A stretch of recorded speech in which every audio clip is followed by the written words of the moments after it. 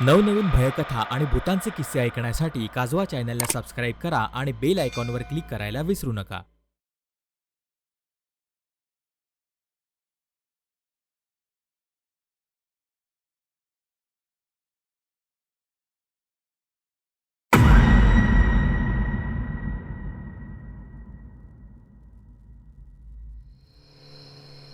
अरे सध्या आज निघायला लईच उशीर झाला आणि त्यात हा काळोख भ्या वाटायलाय गड्या.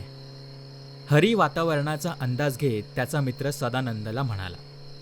सदानंद म्हणजे सदा आणि हरी दोघेही घनिष्ठ मित्र, एकाच ग्रामीण बँकेत दोघेही चपराशी पदावर नुकतेच रुजू झाले होते.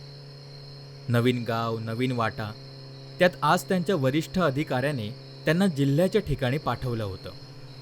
तिथून त्यांचं गाव 30 किलोमीटर असेल. नवीन ठिकाण असल्याने अनोळखी रस्ता. वाट विचारत विचारत ते पुढे चालले होते. रात्रीचे जवळपास 10 वाजले होते. पावसाळ्याचे दिवस, त्यात रस्ता खूपच खराब. हरीची जुनी मोटरसायकल होती, त्यावर दोघे चालले होते. अन अचानक गाडी बंद पडली. रस्ता निर्मनुष्य झाला होता. ढगाळ वातावरणामुळे खूप काळोख दाटला होता. गाडी सुरू करायचा खूप प्रयत्न करूनही काही केल्यास सुरू होत नव्हती. वाटेत मदतीलाही कोणी नव्हतं. मित्राला मदत म्हणून फोन करावा तर मोबाईलला रेंज नव्हती. काय करावं दोघांनाही कळत नव्हतं. गाडी लोटत लोटत दोघेही पुढे जात होते.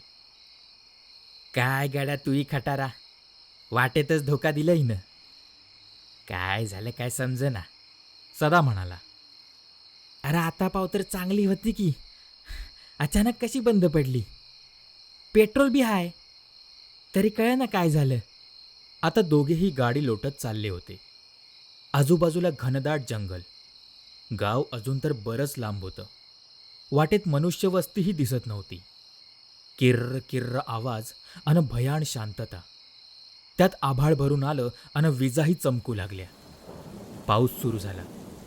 गाडी एका बाजूला लावून सदा अन हरी आडोसा शोधू लागले. खरं तर त्या जंगलात काही आडोसा मिळेल असं अजिबात वाटत नव्हतं. पण अचानक हरीच्या दृष्टीस एक कौलारू घर पडलं अन सदाला घेऊन चिखल तुडवत त्या घराजवळ आला. घर तसं खूप जुनाट, मोडकळीस आलेलं दिसत होतं. बाहेर एक ओसरी होती. घराचा दरवाजा आतून बंद होता. पावसाचा जोर आता वाढला होता. सदा आणि हरीला आता ओसरीतही पाऊस लागत होता. म्हणून त्यांनी घरात कुणी असेल तर आत जाऊन आसरा घ्यायचं ठरवलं. सदाने दरवाजा वाजवला. काही क्षणात दरवाजा आवाज करत उघडला. आत म्हातारा उभा होता. किलकिले घारे डोळे, पांढरे शुभ्र केस, हातात कंदील होता. या दोघांना पाहून त्याच्या भसाड्या आवाजात ओरडला. कोण पाहिजे इतक्या राज्याला. त्याचा आवाज ऐकून हरी अन सदा क्षणभर घाबरलेच. मग सदा त्या म्हाताऱ्याला म्हणाला. बाबाजी, आमची गाडी वाटेत बंद पडली आणि पाऊस बी सुरू झाला. इकडं कुठं उभं राहायला आडोसा नाही. तुमचं घर दिसलं म्हणून आलतो मदत मागायले. हा पाऊस थांबेस्तवर आम्हाला तुमच्या इथं थांबू देता का. म्हातारा तसा विचित्र दिसत होता. एखाद्या यंत्रागत त्याच्या हालचाली भासत होत्या. हां, थांबा इथं, पण गुपचाप एकाच जागी बसून राहायचा. माया माग माग नाही यायचं. इथंच बसा. सध्या हा बुडा जरासा अजबच वाटून राहिला मले. भीतीदायक. आपण चूक तर नाही ना केली इथं येऊन. हरी मनातून घाबरला होता. घबराय ना, कायले जास्तीचं बोलतं. ऐकल ना तो आणि दिल हकलून. म्हातारा हातात कंदील घेऊन त्या खोलीतून निघून समोरच्या खोलीत शिरला. बाहेर जोराचा पाऊस सुरू झाला होता. दोघांनी तिथल्या खिडकीतून बाहेर पाहिलं. काळ्या कुट्ट अंधार, त्यात मुसळधार पाऊस सोबत वारा आणि विजेचा कडकडाट. खूपच भीतीदायक वातावरण झालं होतं. ते घर आणि तो म्हातारा तितकेच गूढ वाटत होते. बराच वेळ एका जागी बसून सदा आणि हरी कंटाळले. म्हातारा सुद्धा गेला तसा इकडे फिरकला देखील नव्हता. सदाने मोबाईल बघितला तर रेंज नव्हतीच. रात्रीचे 12 वाजत आले होते. अचानक आतल्या खोलीतून भांड्यांचा आवाज आला. सदा आणि हरी दचकले. कसला आवाज आहे म्हणून दोघांनी आत डोकावून पाहिलं तर एक स्त्री चुलीजवळ बसली होती. लुगडं नेसलेली, डोक्यावर पदर होता, त्यामुळे चेहरा दिसत नव्हता. तिच्या शरीरयष्टीवरून असं वाटत होतं की ती वृद्ध स्त्री असावी. कदाचित त्या म्हाताऱ्याची बायको असावी. खोलीत दिव्याचा फार उजेड नव्हता. कसलासा उग्र दर्प खोलीभर पसरला होता आणि इतक्या रात्री ती स्त्री चुलीवर काहीतरी शिजवत होती. भांड्यात जे काही होतं त्याचा दुरून रंग तांबडा दिसत होता आणि शिजण्याचा रटरट असा आवाज येत होता. त्या स्त्रीच्या हालचाली म्हाताऱ्यासारख्याच यंत्रगत वाटत होत्या. त्या स्त्रीचे या दोघांकडे अजूनही लक्ष गेलं नव्हतं. ती स्वयंपाक खोली होती. सगळ्या तांब्या पितळेची भांडी काळी पडली होती.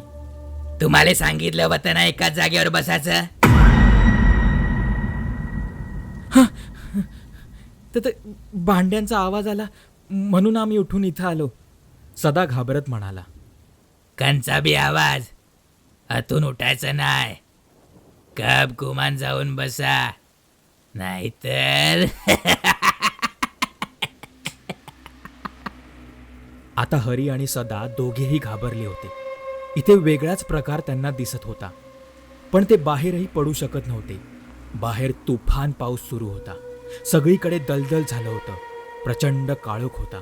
समोर काहीही दिसत नव्हतं. त्यामुळे त्या घरात थांबण्याशिवाय दुसरा पर्याय नव्हताच. पण तिथे नक्कीच काहीतरी भयंकर होतं याची जाणीव त्यांना झाली होती.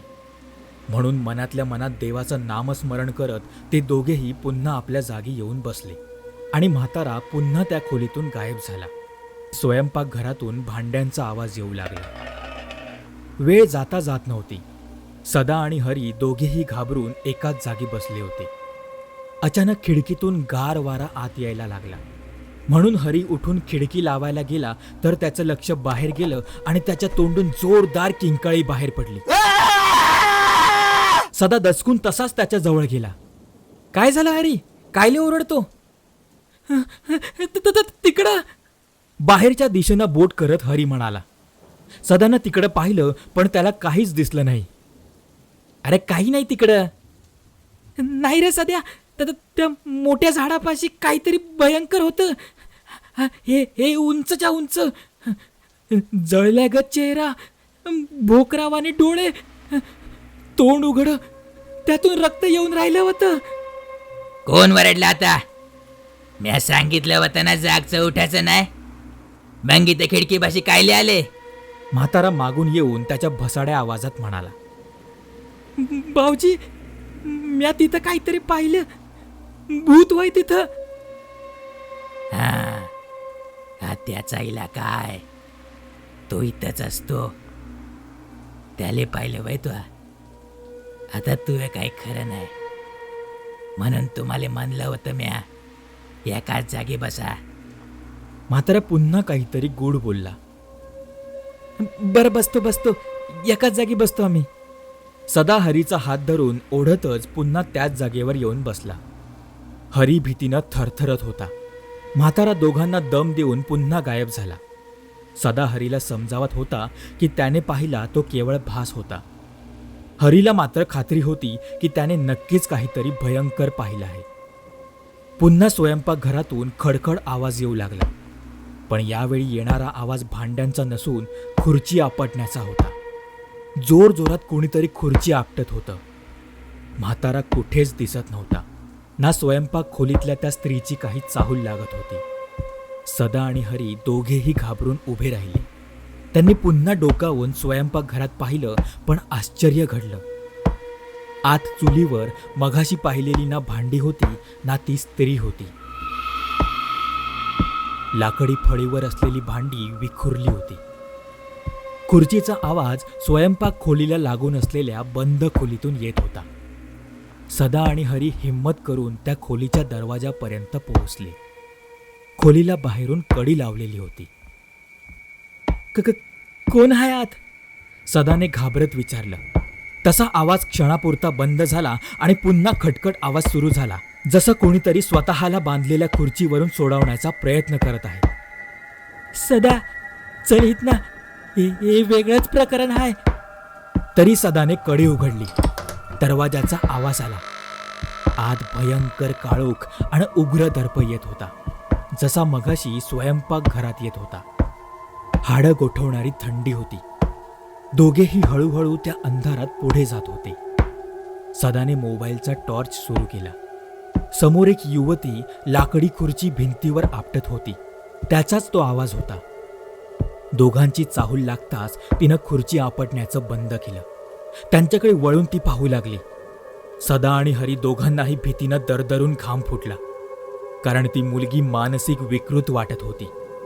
अस्ताव्यस्त झालेले केस, तोंडातून गळणारी लाळ, चेहऱ्यावर विकृत हास्य, डोळ्यात राग, जागोजागी फाटलेले कपडे आणि हातात सुरा, अशी ती भयंकर मुलगी पाहून दोघांच्याही काळजात धस्स झालं.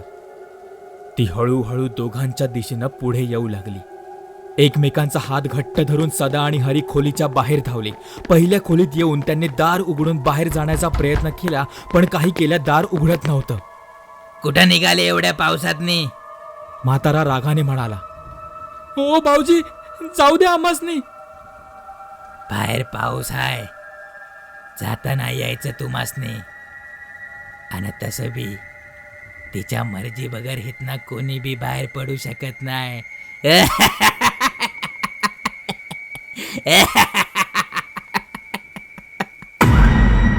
संपूर्ण खोलीत काळोख दाटला. हरी आणि सदा दोघेही रडकुंडीला आले होते.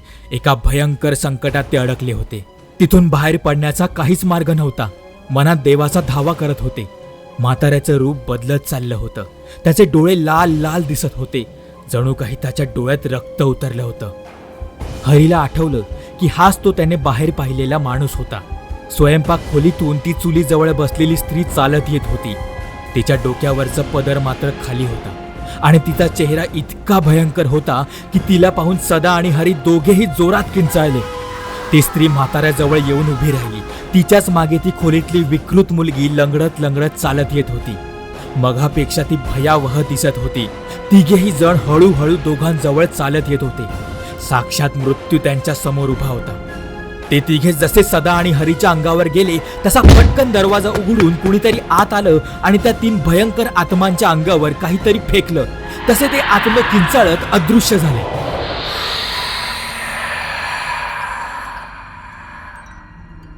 त्यावेळी पहाटेचे 4 वाजत आले होते.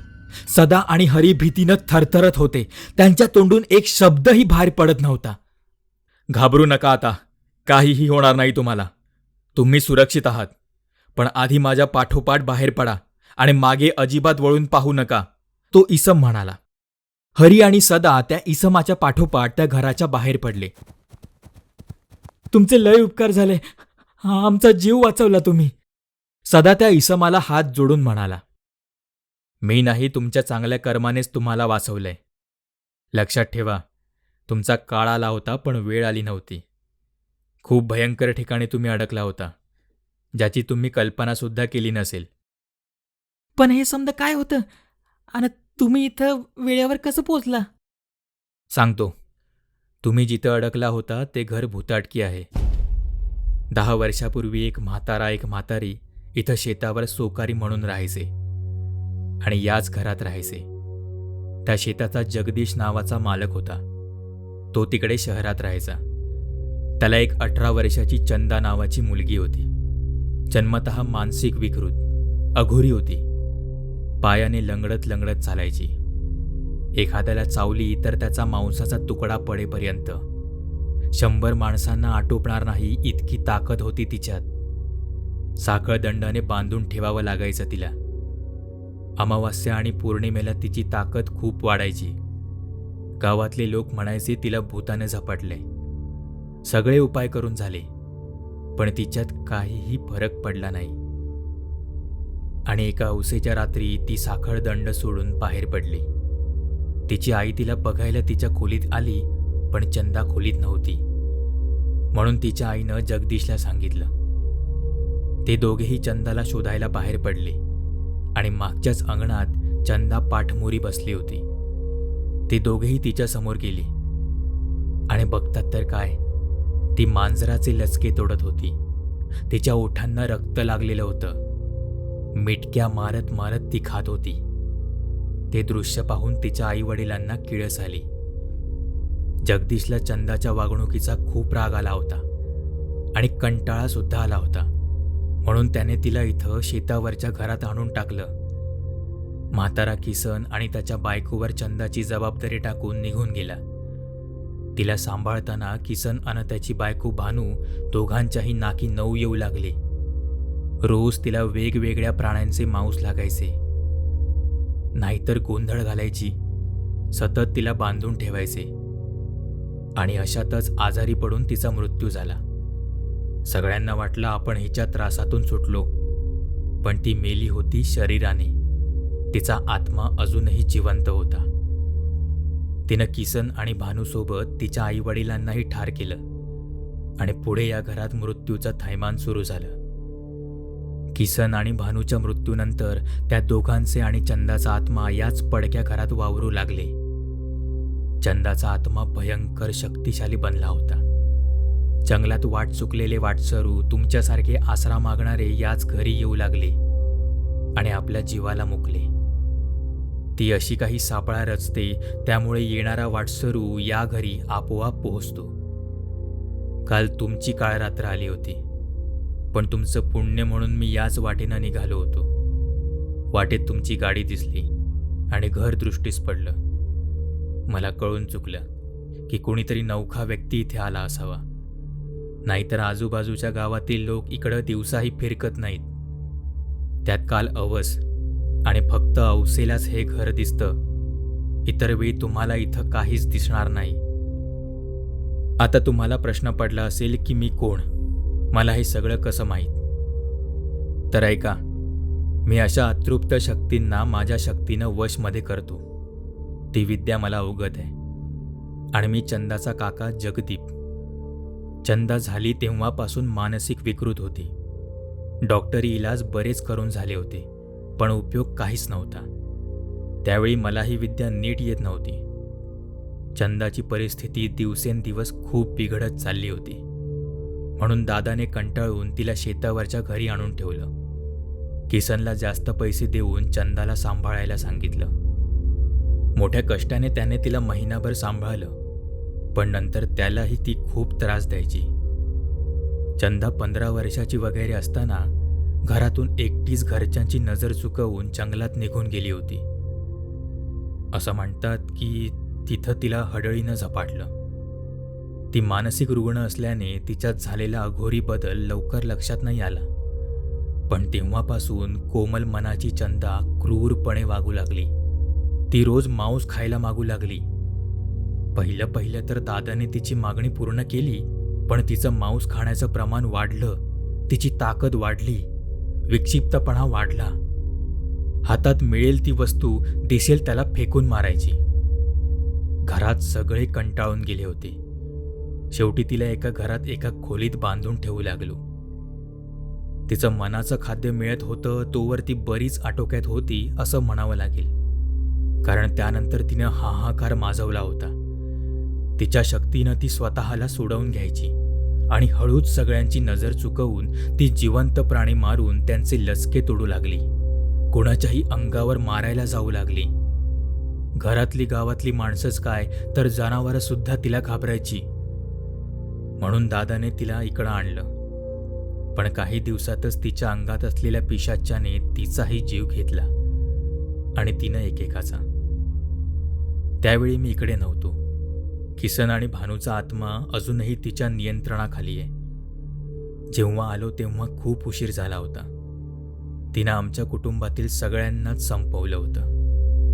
मला मात्र ती काही करू शकली नाही. तिची ताकद इतकी भयंकर आहे की ज्याच्या नाव राशीवर ती उतरली त्याला ती संपवून टाकते. फक्त माझ्याजवळ असलेल्या अभिमंत्रित पवित्र भंडाऱ्याला ती घाबरते. पण तिने आजवर अनेकांचा बळी घेऊन तिची ताकद वाढवली आहे. त्यामुळे मी तिला आजवर नियंत्रित करू शकलो नाही. पण एक वेळ अशी नक्की येईल की मी तिला मुक्त करेन. इथल्या आसपासच्या लोकांना माहिती आहे की ही जागा झपाटलेली आहे, म्हणून सहसा इकडे कोणी येत नाही. आणि औसेला तर अजिबात नाही.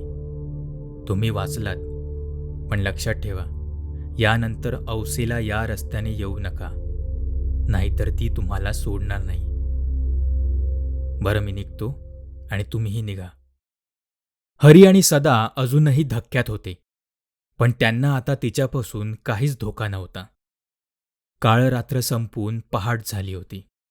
दोघेही त्यांच्या गाडीजवळ पोहोचले. एकवार त्यांनी नजर त्या घराकडे टाकली, पण तिथे घराचा लवलेशही नव्हता. देवाचे आभार मानत हरी आणि सदा गाडी घेऊन निघून गेले आणि सुदैवाने त्यांची बंद पडलेली गाडी लगेच सुरू झाली. आता पुन्हा पुढल्या अवसेला जर एखादा वाटसरू रात्रीचा त्या रस्त्याने गेला, तर ती नक्कीच त्याचा बळी घेईल.